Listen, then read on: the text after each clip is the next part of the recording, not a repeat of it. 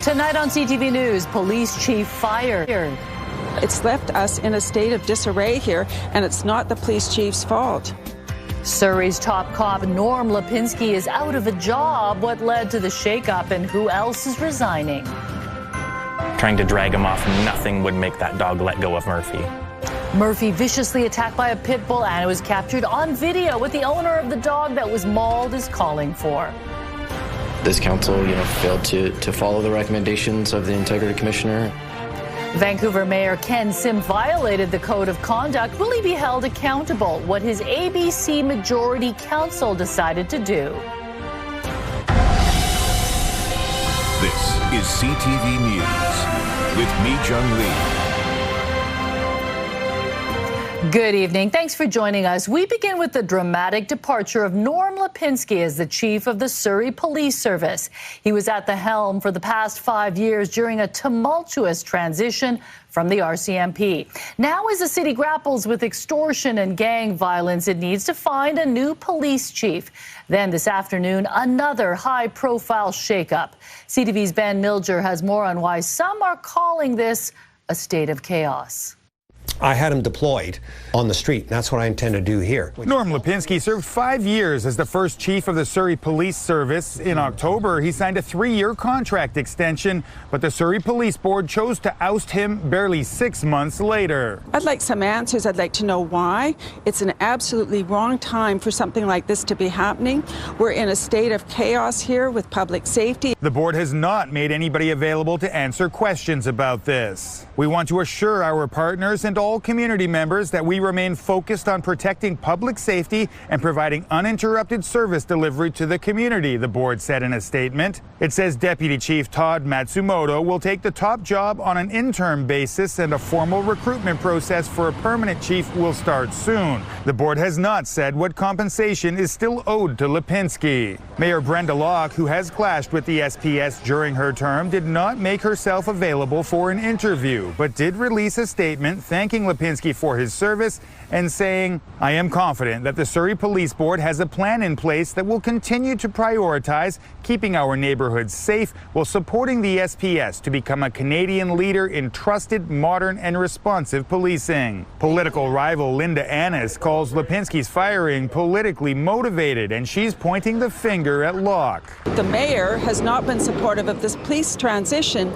She ran on keeping the RCMP. When she got into office, she asked that they quit hiring officers. Adding another layer of intrigue, Police Board Chair Harley Chappell resigned on Tuesday because he doesn't agree with the decision to remove Lipinski. He says he was not present for the meeting when the move was made.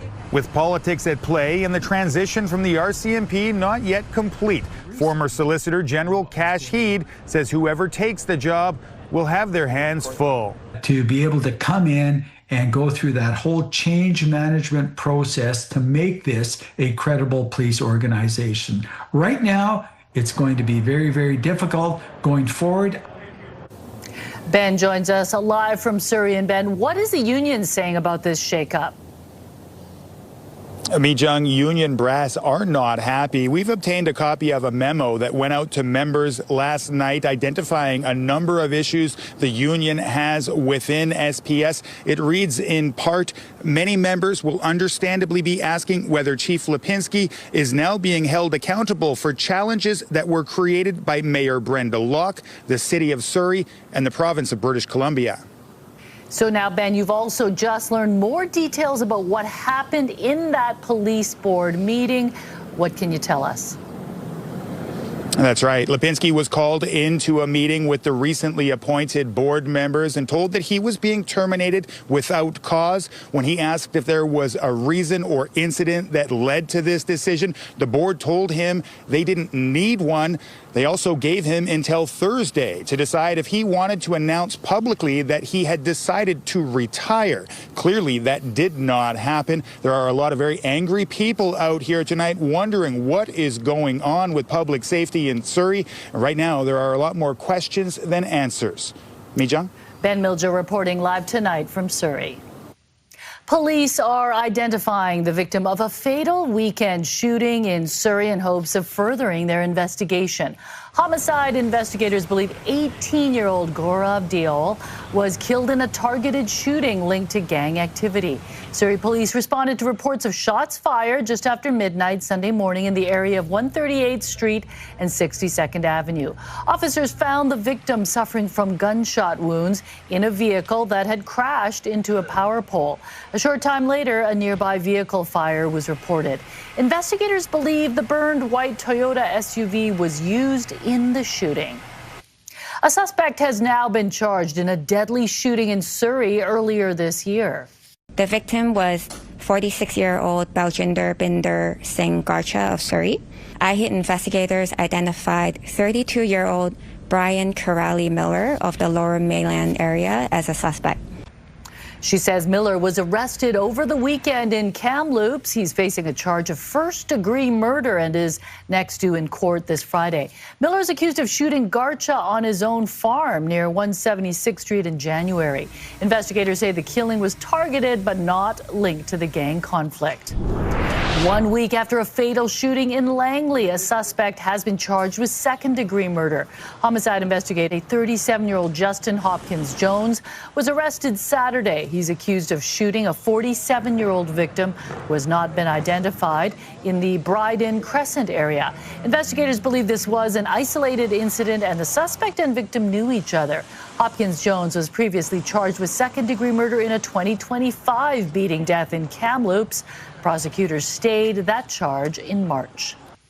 A pit bull has been put down and another dog is recovering from emergency surgery following a dog attack in Maple Ridge. CTV's Kevin Chirac has more from one of the dog's owners and a warning, some may find the video in this story disturbing.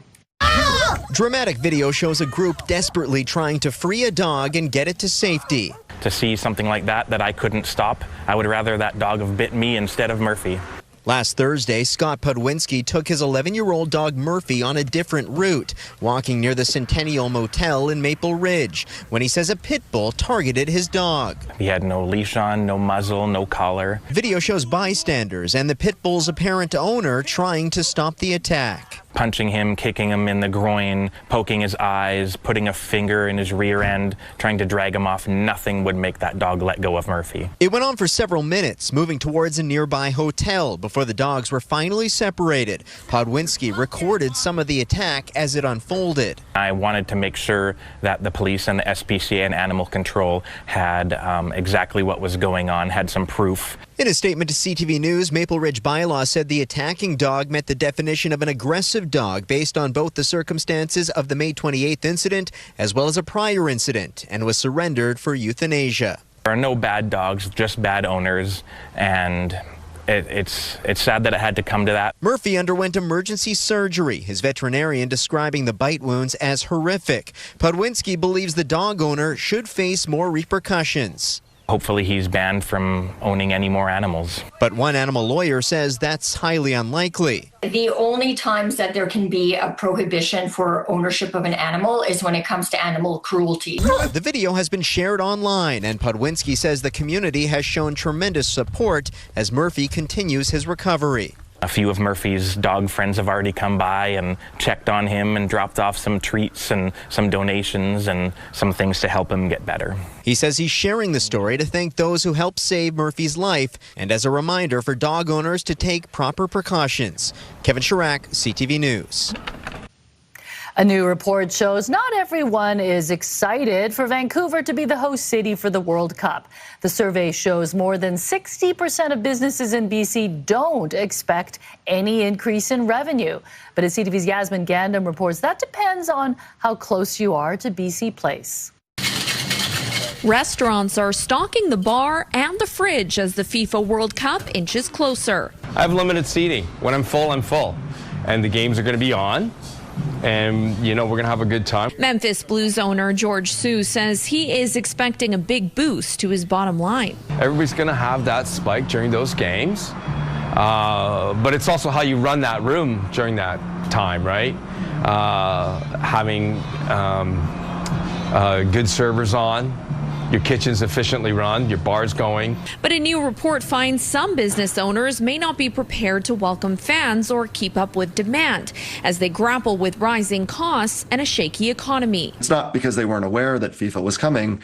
In many cases, it was because of perhaps a fear that if they did make investments in their business, those wouldn't necessarily materialize. According to about 5,000 Canadian business owners surveyed, 63% in BC don't expect any increase in revenue from the games. We've been buffeted by wave after wave of challenge. First COVID, then the trade war, and now this war in the Middle East that has raised prices. Some businesses in Mount Pleasant may not be as lucky. The BIA says World Cup fever hasn't made its way to the neighborhood. It's hard to get excited about something that, although it's only a couple of kilometers away, it seems that the focus is entirely on the downtown core. However, the survey finds consumers are planning to go out and spend money. I think nationally, people expected to spend about $50 per person going out, and that varied a little bit by generation. Time will tell how much of an impact the World Cup will have with the first match at BC Place on June 13th. Yasmin Gantam, CTV News, Vancouver. The Vancouver Canucks are once again looking to a former player to help with the team's rebuild, naming Manny Malhotra as the Canucks' new head coach. I don't want to do anything with a knee-jerk reaction. I wanted to go through this process, make sure it was very clear with Manny. And Manny, when he jumped into it, he jumped with both feet. And that's how we got to this point here. Obviously, we're both extremely excited to get moving forward. Last 2 seasons as head coach of the Abbotsford Canucks, winning a Calder Cup championship in 2025. He also spent 4 years as an assistant with the Toronto Maple Leafs. Malhotra played 3 seasons with the Canucks, including the team's 2011 Stanley Cup Finals run. He replaces Adam Foote, who was fired after just 1 season. Still ahead tonight, the U.S. president is at it again, calling Canada the 51st state mere hours before the trade minister arrived in Washington. The prime minister's reaction to Trump's renewed taunt as Canada enters a technical recession. Right now, though, let's take a look outside. Here's the view from Grouse Mountain. There you see Canada Place. And if anyone didn't get to go outside today, they were missing out. It was so toasty, wasn't it? So beautiful, so warm. It felt like summer outside, blue skies and sunshine. Here's a look at temperatures across the lower mainland, well above seasonal at 24 degrees at the harbor. You're looking at 27 in North Vancouver, 30 degrees in Chilliwack, and 29 degrees in Surrey. So as we head through the overnight, we'll see increasing cloud coverage, overcast skies, still very warm, 16 degrees overnight. Into tomorrow, we'll see mostly cloudy skies with some sunny breaks. We'll see temperatures of 20 degrees near the water, 22 degrees further inland. And then we will finally see some rain for the first week of June. I'll let you know when we can expect that with the full forecast. But still very warm overnight. Those with air conditioning will be grateful. So you won't be happy. I won't be. I'll be really warm. All right, thanks, Anne. One of BC's newest political parties believes momentum has swung its way and it now has a chance at official status. It says ever since the BC Conservatives chose their new leader over the weekend, interest has spiked. But as CTV's Sinjan Alexander reports, newly elected Carrie Lynn Findlay is sounding just as confident. Admitting it's still a small party, Centre BC has only been around for about a year. Founded by former MLA Corinne Kirkpatrick, she says the party suddenly got a boost Saturday night when membership spiked. There have been a lot of people that have said to me, well, we really like what you're doing, but we want to wait and see if the BC Conservatives can pull it more to the center. Because that didn't happen, there are a number of people who say, well, we have nowhere else to go. God bless all of you. A lot of Conservative members are thrilled Carrie Lynn Findlay won the leadership, believing she will take the party in the right direction. My vision is a broad vision of prosperity, unleashing our natural resources, getting our resources to market. But of course, not everyone in every party thinks the same way.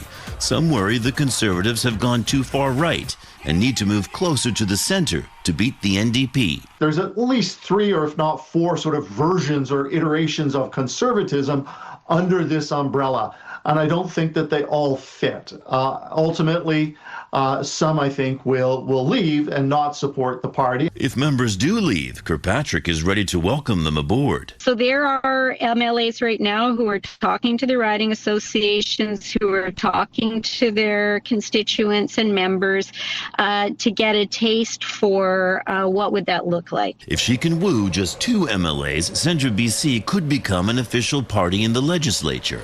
And there are 5 members who are no longer with the Conservatives, including independent Eleanor Sturko. We have a radical left-wing extremist activist in David Eby, and we have a radical extreme right-wing politician in Carrie Lynn Finlay.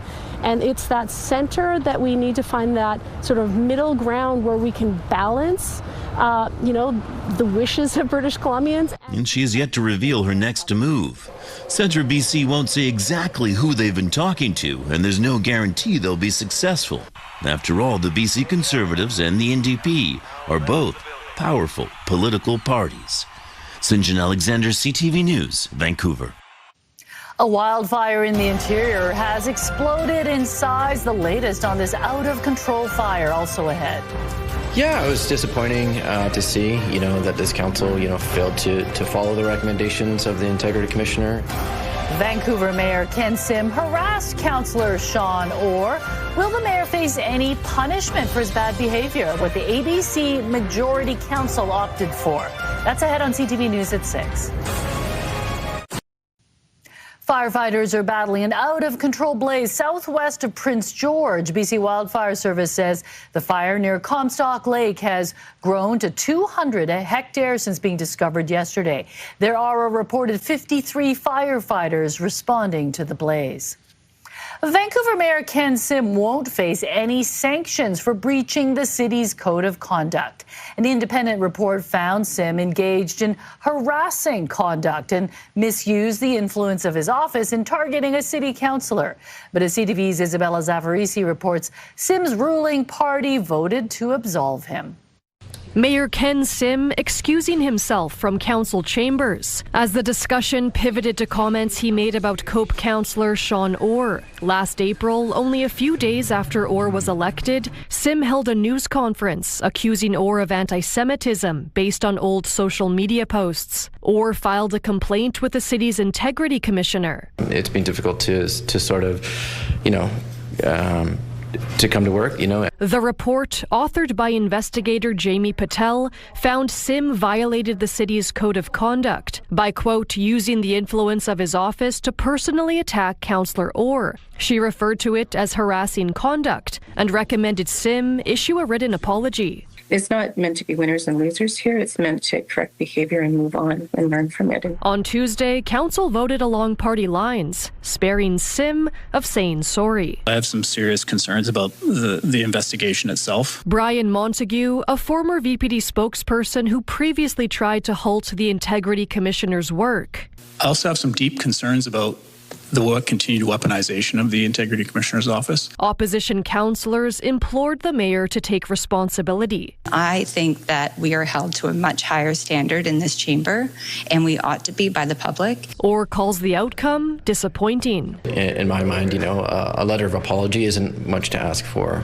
It seems like the bare minimum, in terms of sanctions go. One political scientist says this is an example of a flawed system. It is going to erode public confidence in our local government, because it means that a crucial line of accountability simply isn't working. People are not held to account for their actions in between elections. Sim tells CTV he respectfully disagrees with the findings. This isn't the end of the mayor and Councillor Orr's tumultuous relationship. Sim is at the center of a defamation suit filed by the city councillor.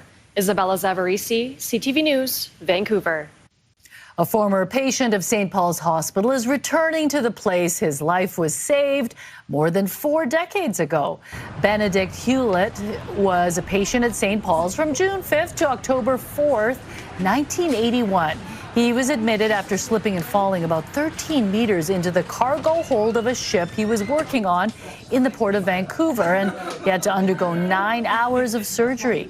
Poland is his home, but the 95-year-old returned to Vancouver with his family to thank the team he says gave him a second life. I want thanking. This was I want thanking for this. That I saved my life. Giving me the second life. He says he always wanted to make the trip back to Vancouver, but illness and the pandemic got in the way. But after writing a letter of gratitude to St. Paul's back in December and getting a response the next day, he decided it was finally time to return. This time he brought 2 of his granddaughters, 2 of his sons, and souvenirs for staff. U.S. President Donald Trump is throwing around the 51st state threat again after Canada posted weak economic figures. Reaction from Ottawa also ahead. I came up with almost $400 billion worth of transitional costs that we'd have to assume.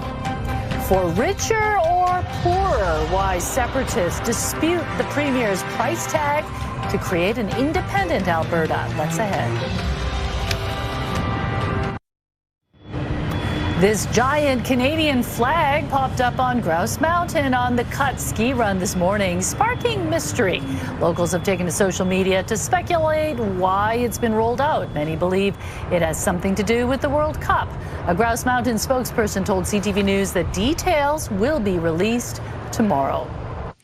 Donald Trump is taking the news that Canada is in a technical recession as a chance to revive his threats of making Canada the 51st state. CTV's Rachel Aiello has more.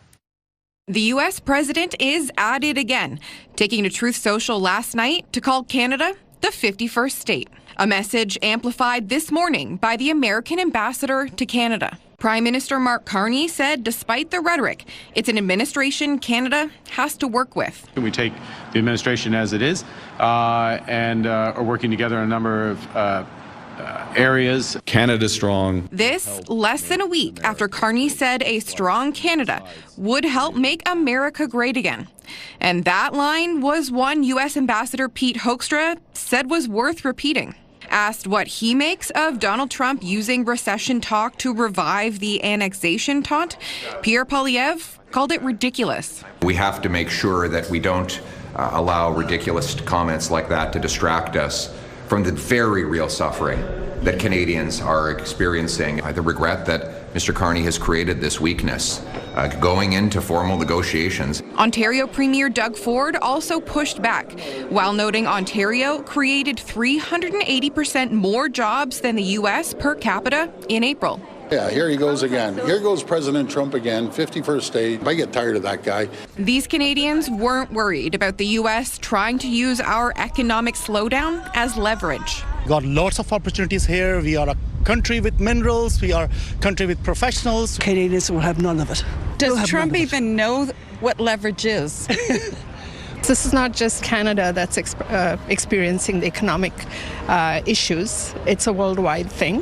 While the Canadians we spoke to didn't express the same concerns, today the opposition called on Carney to present a plan to reverse the recession so that Canada can go into this summer's trade talks in a better economic position.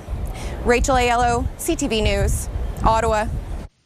The group pushing for separation in Alberta says Danielle Smith's costing claims for independence are completely false.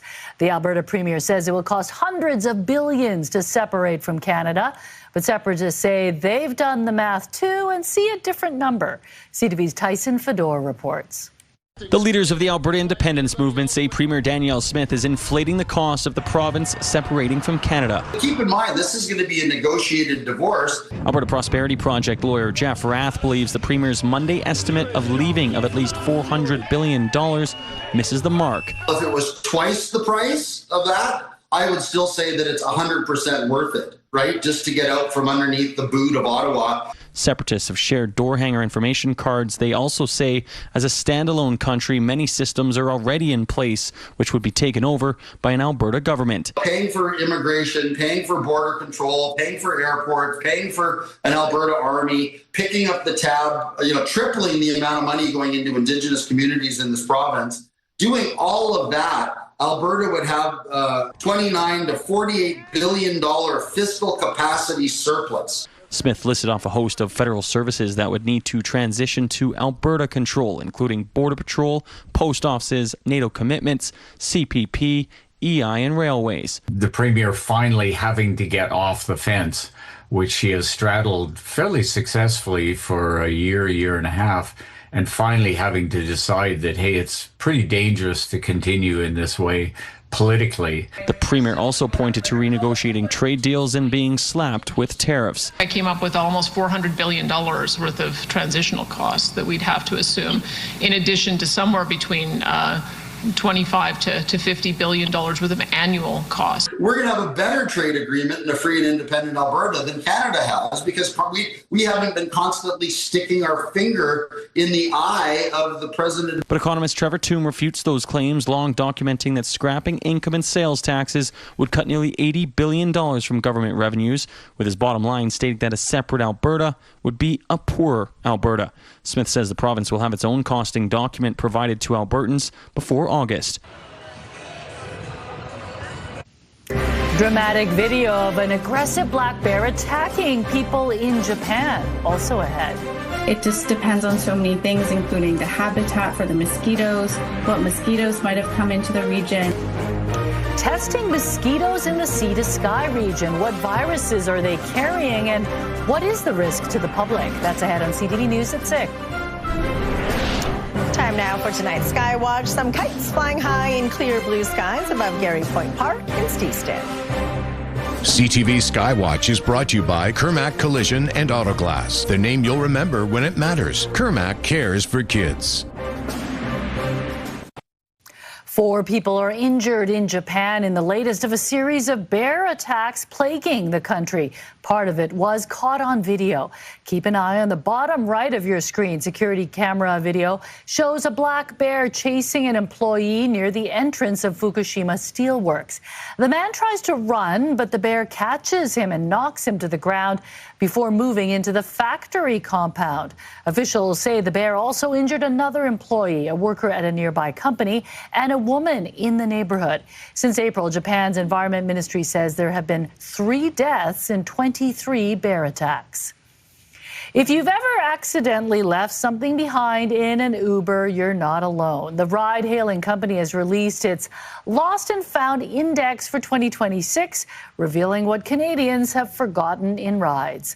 Phones, wallets, and bags remain the most commonly forgotten items. No surprise there.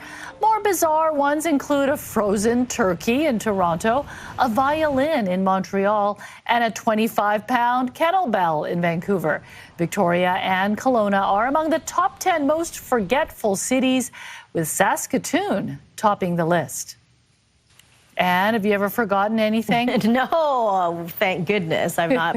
But of course, it's very Vancouver to leave a kettlebell in an Uber. They just didn't want to work out anymore, No, right? Exactly. Just keep it. It's fine. I don't need it whatsoever. Exactly. All right, let's take a look at our forecast. A beautiful day today, very summer-like, warm conditions. The hot spot was Pemberton today at 32.2 degrees, close but not close enough to the record set back in 2021 at 33.5 degrees. The ridge is moving towards the southeast. We do have a low pressure system just offshore towards the west, and that is going to bring in some unsettled conditions, especially for the north coast tomorrow afternoon. We'll see a few sprinkles possibly for downtown Vancouver for your early morning commute. Other than that, we will see cloudy skies. The sun sets at 9:11 tonight under a mix of sun and cloud. Overcast conditions will start to build in around midnight. Cloudy skies at 8, and then it will stay cloudy around noon. Mostly cloudy skies with a few breaks at 3 p.m. 20 degrees, inland temperatures at 22,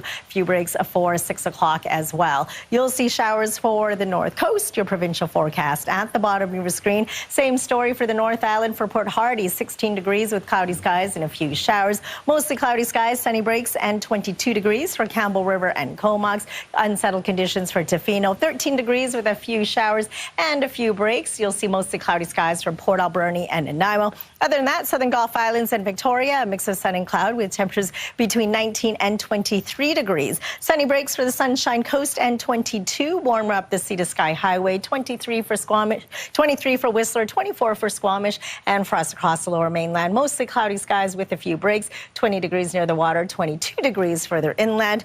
Mix of sun and cloud on Thursday, 19 degrees. It cools down on Friday as light rain returns into Saturday morning before it clears out of the way. 18 degrees for Sunday and Monday under a mix of sun sun and cloud. And then on Tuesday, we'll see mostly cloudy skies and 18 degrees. So much needed rain. I don't think we'll see a lot of it, but we'll take what we can get. Yeah, so more like light showers, right? Yeah, exactly, for Friday into Saturday morning. Before At least it'll cool down a little bit in the next few days. That helps a bit with the potential drought. Exactly. All right, thanks, Anne.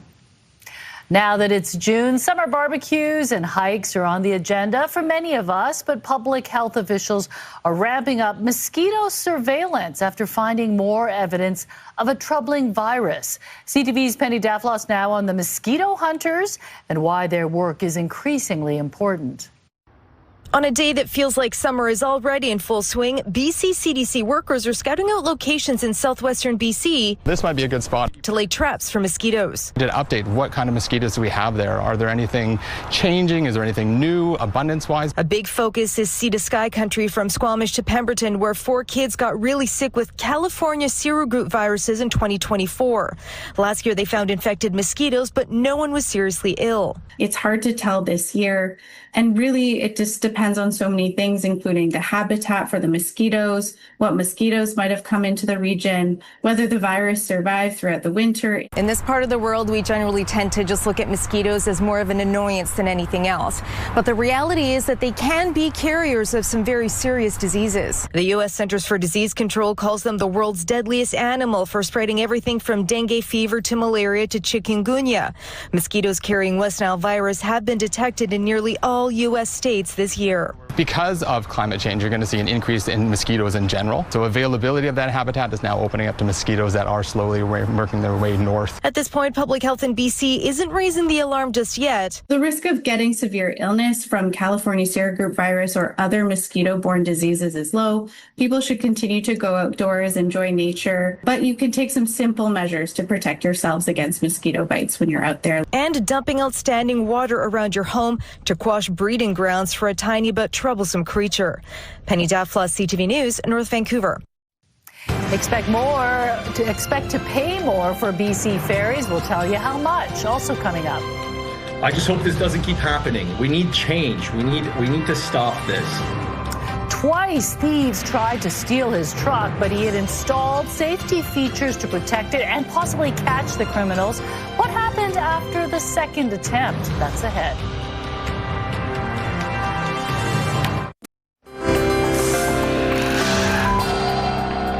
Taking a look at today's markets, the Canadian dollar is up slightly, still trading for 72 cents USD.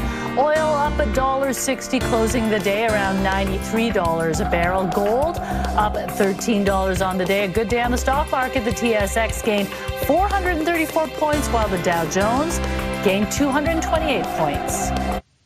Traveling with BC Ferries is about to get more expensive. The company is adding a 5% fuel surcharge as conflict in the Middle East continues to push prices higher. The temporary surcharge comes into effect June 16th and applies to all passenger and vehicle fares on all routes. The company says it will drop or lower the surcharge once fuel prices stabilize or decline for an extended period. It adds that the surcharge is meant to help manage fuel volatility now to avoid larger fare increases later. Since early March, global fuel prices have surged over 40%. Following a crackdown on auto theft, the number of vehicles stolen across Canada last year dropped by 18% over the year before. But there were still 47,000 thefts reported, pushing car insurance premiums higher. And as CTV's Pat Foran explains, attempted thefts are also costly. The 2024 Toyota Tundra TRD Pro is a nice truck, and Bart Keller of Alliston is frustrated that his pickup was almost stolen again for the second time. Along with the latest in security equipment, he also has video cameras installed inside the truck. I have the immobilizer, the dash cam set up. I have a tag system on it. I pretty much protected myself as much as I can. The first time the vehicle was almost stolen was from his driveway. His camera caught thieves as they used a grinder to cut through a steering wheel lock. Because Keller uses an immobilizer, the thieves were unable to steal his truck. Eventually, they gave up and left. When they did that, the sparks went everywhere inside the car, the windshield, the roof. So there was quite a bit of damage done there. Last month, while he was at the movies, thieves tried again to steal his vehicle. They broke windows and used a hacksaw. They cut through the steering wheel, and it's a bit of a problem because it's a very expensive steering wheel with the airbag and everything attached and all the media on it. Eventually, the thieves also became frustrated by the immobilizer and left, but Keller's video clearly shows one of the suspects. He handed over the video to Peel Police, and 2 days later, an arrest was made. I'm really happy to hear that they've been apprehended and charges are pending. A police spokesman said they couldn't comment as the case is before the courts. Keller says even though his truck was not stolen, the vandalism and damage caused still requires thousands of dollars in repairs. I just hope this doesn't keep happening. We need change. We need to stop this.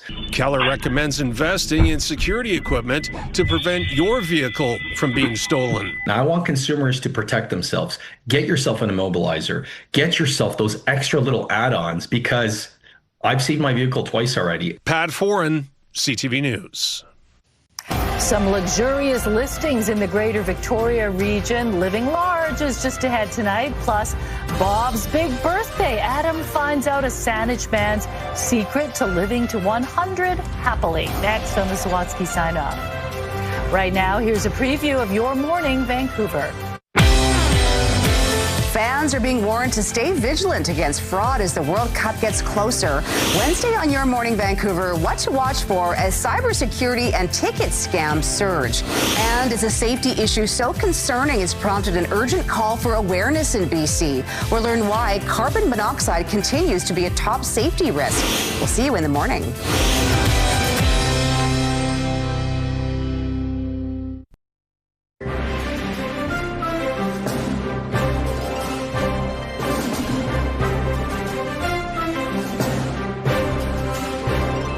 One of the biggest stars in women's hockey is staying in Vancouver. They're the ones playing right. Shot scores! Sarah Nurse! The Nurse is in the house! 2-1 Golden Eyes! The Vancouver Golden Eyes have signed Sarah Nurse to a 2-year extension through the 2027-28 season. Nurse will also be one of the Golden Eyes' 3 protected players headed into the upcoming expansion draft for the 4 new teams entering the PWHL. More than 46,000 fans packed a rainy Commonwealth Stadium in Edmonton as Team Canada took on Uzbekistan in a pre-tournament match ahead of the World Cup.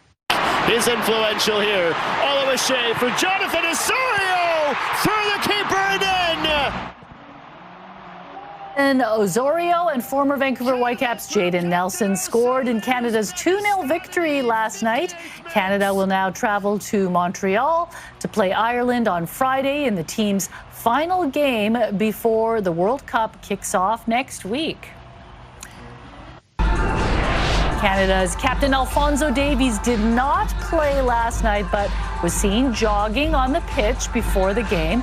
The 25-year-old confirmed he will not play in Canada's first group stage match against Bosnia on June 12th, while he continues to recover from a lingering hamstring injury. Oh, well, fingers crossed that he can play maybe for the second game. Yeah, the one in a couple, yeah. The one in Vancouver.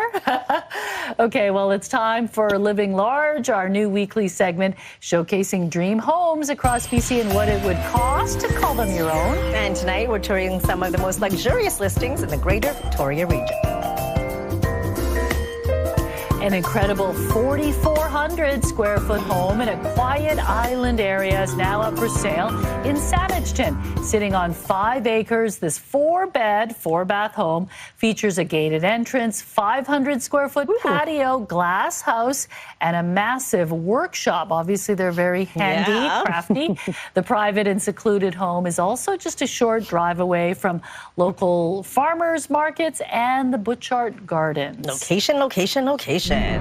Well, located in Victoria's James Bay neighborhood, this premium penthouse suite offers stunning views only the capital can offer. 3 bedrooms and 4 bathrooms on 2 levels offer plenty of natural light with cherry hardwood floors and an updated designer kitchen.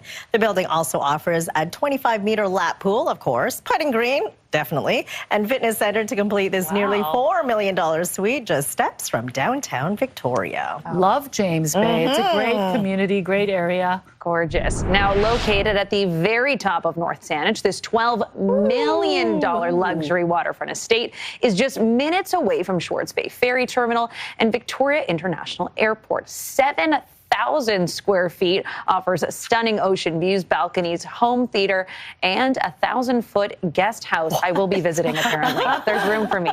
This home also has won awards for the best kitchen and bathroom at the Vancouver Island Building Industry Awards. Gorgeous. I need wealthier friends, I think. Do we have 12 million and then everybody can just put in $1,000? If I win the lottery, there will be signs. I will be moving into one of these properties. We'll stay in that coach house. Yes, exactly. Okay, we'll get to the Sawatsky sign-off in a minute, but first, Dimitra, what's coming up tonight on the Late News? Yeah, Mijung, tonight coming up, we are expecting to hear from the Surrey Mayor Brenda Locke on the ousting of Surrey Police Chief Norm Lipinski, and we're following the story of 2 paddleboarders missing in Squamish. They've been found dead, recovered from Browning Lake after a days-long search. What RCMP are now saying, all coming up tonight at 11:30. Yeah, that's very sad, those awful. deaths. Okay, thank you, Dimitra. A Canadian veteran is being recognized as the oldest horseshoe player in the world. But the accolade is far from the most remarkable thing about Bob. In this Encore Sawatsky sign-off, Adam looks into what makes this centenarian so special.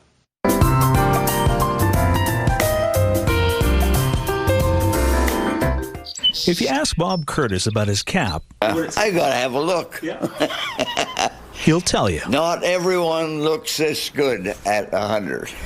But if you ask Bob about the secret to feeling even better, 100%. He'll begin that by showing you how he still plays horseshoes a couple times a week. You know, you try to get better. And while Bob's too humble to talk about all the tournaments he was named the best, his fellow players, like Dick Stevens, will. It's unbelievable how he can still throw that shoe. He's a force of nature. And Bob's also, reports say, now the oldest competitive horseshoe player in the world. Well, I just ignore it. While Bob ignores accolades, his younger self couldn't ignore when Canada joined the war. They need us, we go. You know, no questions asked. He volunteered to join the Navy and served for years around the Atlantic. Was a depth charge going off? While Bob photographed the friends he made, They're just some of the boys. He also documented the burials at sea for the ones he lost. By the time the war was over, Bob had learned never to take life for granted. Don't slow up. Just keep going. And Bob taught his son Lee, find a positive purpose. And most days he gets up with a list of things that he wants to accomplish that day. He's typically helping somebody. When he wasn't helping his late wife of 67 years, Ellie, and their family, which now includes great-grandchildren, Bob was volunteering countless hours at the Horseshoe Club. He'll get up on the roof and he's 100 years old and he gets up on the roof here and works. It turns out Bob's secret to living 100 happy years isn't just one thing. It's a combination of staying active, being of service, and remaining grateful. Like when the owner of the hat store offers to give you your big birthday ball cap for free. But I wouldn't accept that. She's got to make a living too. So Bob paid her and thanked her before promising to return next year to buy a new one. A 101. Adam Sawatsky, CTV News, Saanich.